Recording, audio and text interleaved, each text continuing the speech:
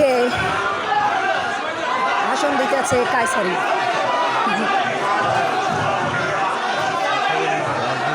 মারি দেওয়া নামাই দেওয়া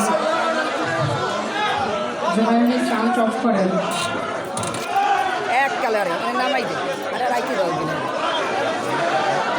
রাখতেই নামাই দিতে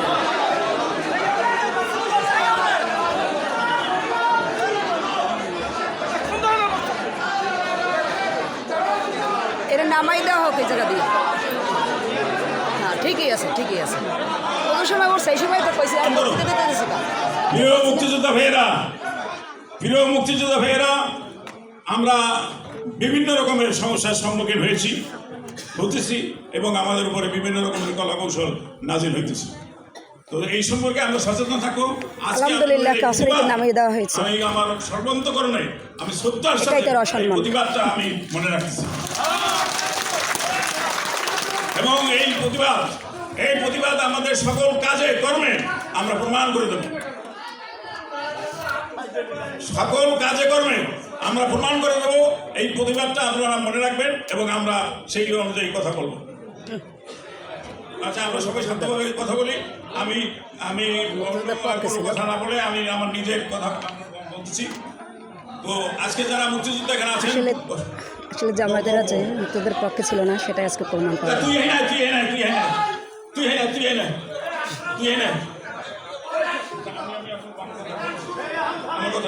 আমার কথা শেষ করি লাগবে না। আচ্ছা আমরা ভাইয়ের আমার বসেন একটু কথা বলি। আমি সে হলো আমরা এই যে মুক্তিযুদ্ধের ঘটনা আমি বলি না আমি মুক্তিযুদ্ধ আমার আরো সবাই ছিল আমি বলতেছি যে আমরা একটা কথা আমরা এখানে বলবো, সেটা হলো রাজাকার, আল বদর, আল শামস এই তিন বাহিনী তৈরি করার আগে আর একটা বাহিনী ছিল প্রথম। সেই বাহিনীটার নাম কি আপনারা জানেন? বলেন। শান্তি কমিটি না, একটা বাহিনী ছিল মুজাহিদ বাহিনী। সেই মুজাহিদ বাহিনীতে যখন লোক নিয়োগ করা হয় তখন আমাকে বরিশালের মাজা ভাই, যাকে আমরা মাজা ভাই বলে ডাকতাম, মোয়াজ্জেম হোসেন মাজা ভাই, যিনি বরিশাল কোতোয়ালি থানার দায়িত্বে ছিলেন মুক্তিযোদ্ধা, উনি কাউয়ারচরে সবসময় বেশিরভাগ সময় থাকতেন।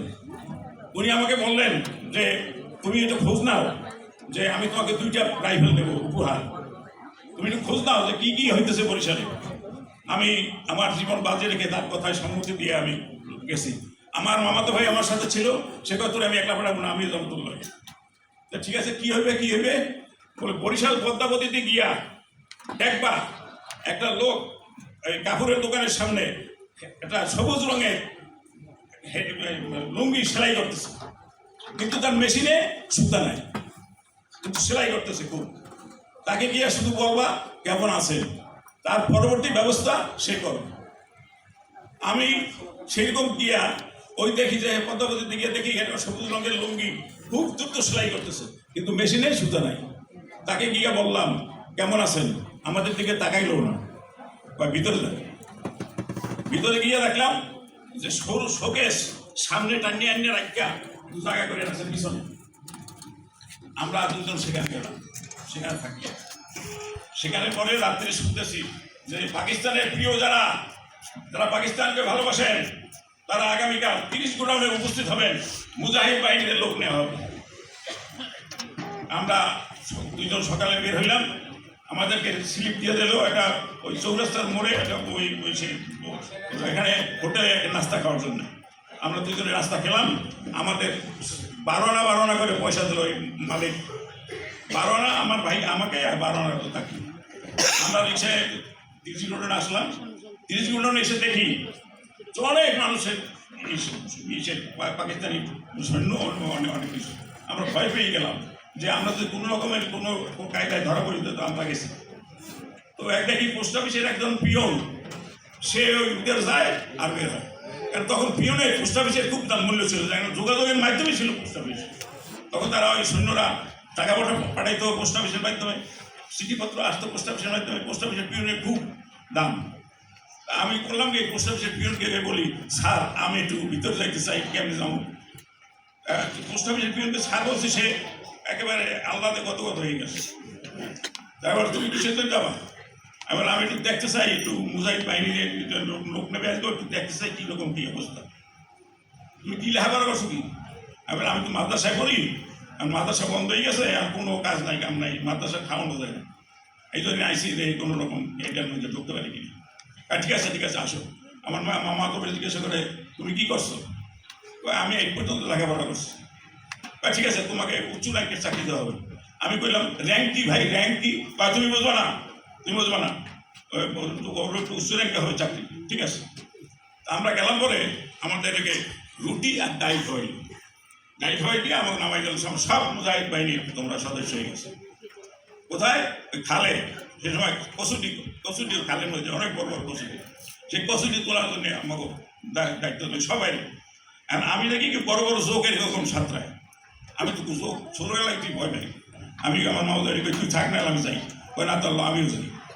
দুইজনে আমরা এসে খাওয়া পরে এবার আসছি হোটেলের, এবারে হোটেলের এক ম্যানেজার আমাদের মালিকের আমার ধরছে, এই ছেলেরা দিলাম কি, হ্যাঁ হোটেলের ম্যানেজার আমার ধরছে, এই ছেলেরা দিলাম কি, তোমরা কি তোমার ওপর গেছিলা, বরিশাল গেছিলা? হা গেছিলাম। ডাকতেছে, এই শুয়ের বাচ্চারা দিয়ে তোকে তুই কই মাছ লইয়া বরিশাল যাবি, দুধ লইয়া বরিশাল যাবি, তোর বরিশাল যাবি, তোরা যাও না কেন? হ্যাঁ, দেখছো দুইটা ছেলে কিরকম আসছে, এই তোমরা আসো কেন ওপর থেকে? আবার আমরা বিছানা আনতে, আমাকে চাকরি হয়েছে তো বিছানা নিতে এসছি। ঠিক আছে যাও। আমরা ওই সাথে চলে আসছি। আসিয়া মাজা ভাইয়ের কাছে খবর বলছি, মাজা ভাই আমাদেরকে বলছে ঠিক আছে তোমাদের পুরস্কার আমি দেবো। যদিও একটা 303 দিচ্ছে, আর একটা মার্ক 4 রাইফেল আপনারা মনে হয় সবাই ছিলেন, একটা মার্ক 4 রাইফেল দিচ্ছে, আর একটা 303 দিচ্ছে। তো আমরা মাজা ভাইকে ধন্যবাদ জানাইছি। পরের দিনের পরে এই কথা অনেকেই শুনতে চাইবে না। পরের দিন শাকুর নামে এই যে ছেলেটা যে এই সংবাদ সংগ্রহ করছে, তাকে টার্মিনাল থেকে গুলি করিয়া ওই কীর্তন কলা নদীতে ভালোই রয়েছে। কারণ ও যাইতে চাইছিল মাজা ভাইয়ের লোকে দেখা করতে, কিন্তু ওরে গুলি করিয়া সেখানে মারিয়ে ফেললাম হয়েছে। তো মুক্তিযোদ্ধারা আমরা যে কী কষ্ট করছি না করছি, সেটা আমার বয়সী এবং আমার চাইতে বেশি বয়সী লোক যারা মুক্তিযুদ্ধে অংশগ্রহণ করে নাই, তাদেরকে আমি ঘৃণা জানাই। আমার বয়সী এবং আমার চাইতে বেশি বয়সী লোক যারা মুক্তিযুদ্ধে অংশগ্রহণ করে নাই, তাদেরকে আমি ঘৃণা জানাই। কেন দেশটা আবার বলেন, আপনার দেশ বলেন যে দেশের স্বাধীনতার জন্য যুদ্ধ করছে, তমুক করছে, এদের প্রতি শ্রদ্ধা জানে। আমি এই সামনের সারিতে বসা আছে সর্দার হোসেন আনুমনুর মা, এটা আমি তাকে শ্রদ্ধা জানাই এই জন্যে যে সে জেল কাটছে, তবু সে আপোষ করে নাই। এবং যে মুক্তিযোদ্ধারা আপনারা আছেন, তাদের প্রত্যেকের মা বাবার প্রতি আমি শ্রদ্ধা জানাই।